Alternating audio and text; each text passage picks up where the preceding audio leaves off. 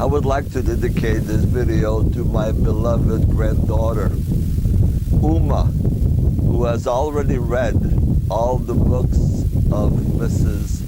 Montgomery and the fabulous stories of Anne of Green Gables, who has made Prince Edward Island famous all around the world. I hope you will enjoy this presentation. Well, hello, Uma. My name is Anne Shirley. I spell Anne with an E. It's a pleasure to see you. I wish so dearly you could have come to Green Gables, my most favorite place in all of Prince Edward Island. It would be lovely to have some adventures with you here. We could use our imaginations and read stories till the nights come. So who was Anne Green Gables? Who am I? Well, I was born in Bolingbroke, Nova Scotia.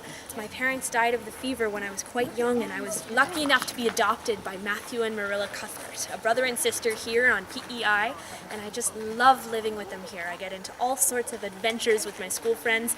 My imagination gets me carried away from time to time, and it gets me into some troublesome situations, but I always end up having the most of fun.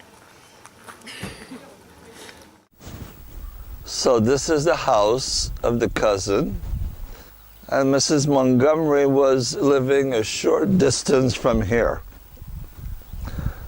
We're about to go in the house, which has been preserved as it was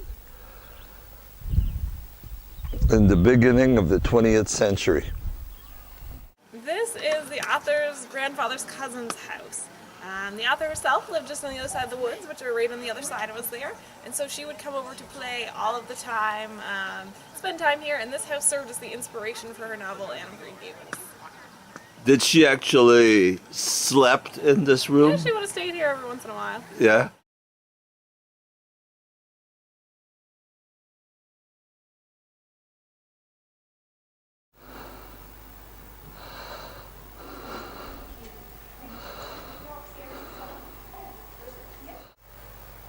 That's the place where they were preparing the food. Eh?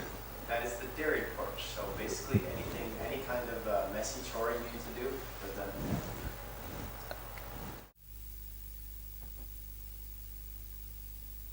So one of the bedroom where Mrs. Montgomery would have slept as a young lady.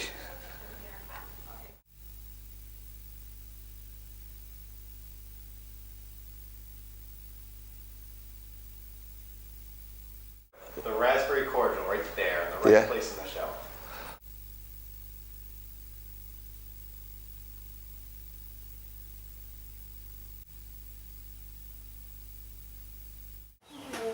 So are you using about the same type of equipment that they would have used at the beginning of the 19th Exactly century? the same.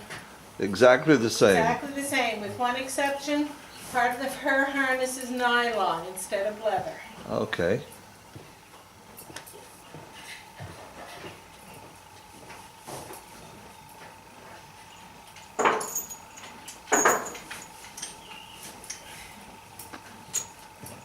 Hey, big lady.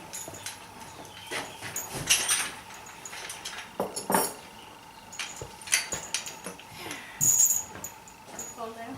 Did it? Look at you, Molly. You're shiny today. Molly.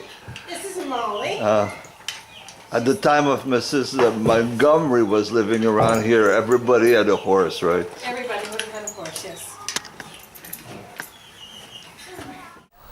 Lover's Lane.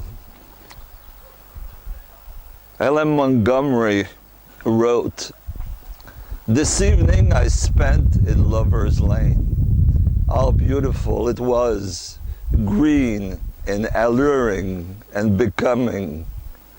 I had been tired and discouraged and sick at heart before I went, and it stole away my heart sickness, giving peace and newness of life."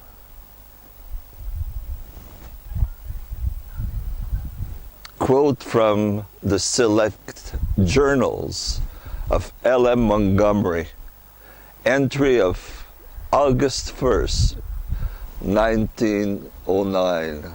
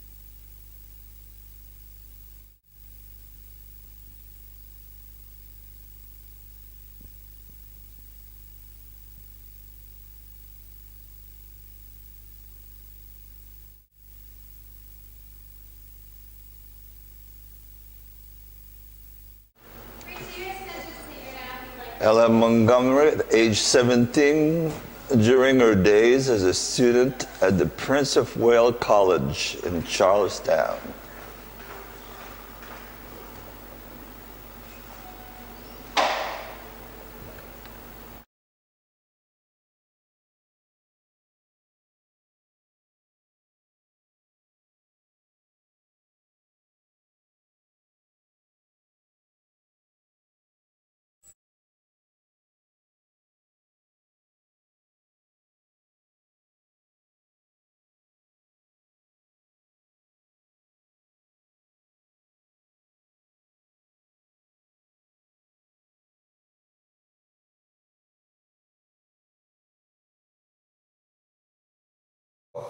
Hello, Uma. My name is Miss Stacy. This is the Academy School here. Miss Ellen Montgomery used to teach here quite a few years ago, but I'm the new schoolmaster now, and I hope to be at least as soon as Mr. Phillips is hopefully fired and I take over the position. So nice to hear from you, and I hope you'll visit someday soon. And this is the actual church where Mrs. Montgomery used to attend every Sunday. She eventually married a minister and moved to the province of Ontario. We're now inside the church where Miss Montgomery used to worship every Sunday. It's a small Anglican church, maybe for 100 parishioner maximum. And as in the Anglican way, there is no images or statues of Jesus or Mary or the saints. It is very plain. But there was music, and one of the piano is still here. This is the original house where the minister of the church used to live, and Miss Montgomery, that was very friendly with this family, passed many nights in this home.